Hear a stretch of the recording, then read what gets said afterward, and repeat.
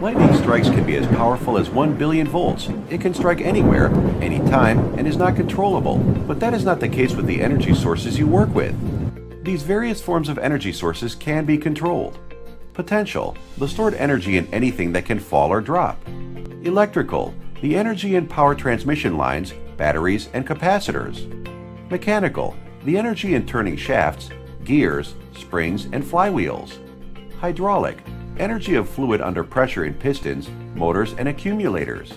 Pneumatic, energy of air under pressure in tanks, lines, and pistons. Flowing steam in pipelines and storage drums. Chemical, energy of flowing liquid and trapped gas. Radiation, released energy from different sources. All these hazardous sources of energy are covered by Vedanta's isolation standard. It provides guidelines to protect employees from unexpected startup or release of energy that could harm a worker performing service or maintenance. So where all does it apply? This standard applies to all business units and managed operations. Who all are involved? Your number one isolation resource is the isolation officer. An isolation officer must be designated to carry out any isolation procedure for equipment, plant, or section of plant. He must be trained, assessed, and authorized by the relevant business unit for each specific piece of equipment or plant. The isolation officer must apply a lock and tag to the isolation points of all energy sources and ensure safe start, stop, and execution before any work begins. The isolation officer lock and ID tag must be the first applied and the last removed and must be a master series lock to allow handling over the next shift or another isolation officer.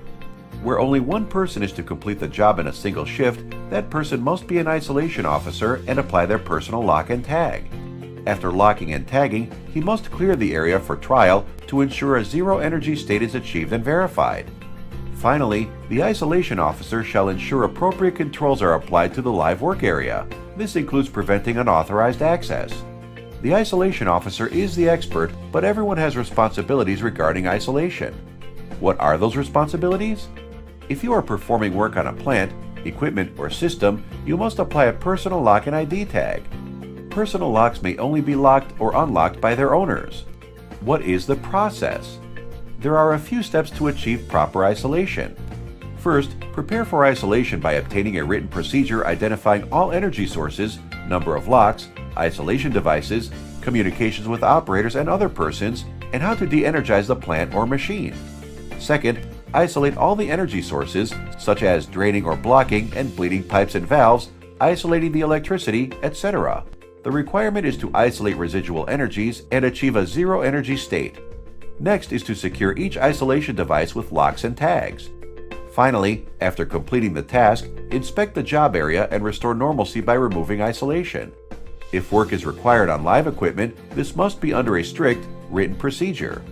Should work continue across shifts or involving large numbers of people, a project isolation procedure may be implemented. All persons working on the project should use personal locks. Isolation officer's control lock must be in place. All personal locks must be removed before the control lock can be removed. For further details on isolation, refer to Vedanta Guidance Notes, Business Unit Isolation Manuals, Procedure, and Local Laws. And remember, you must adhere to 100% of the standard 100% of the time.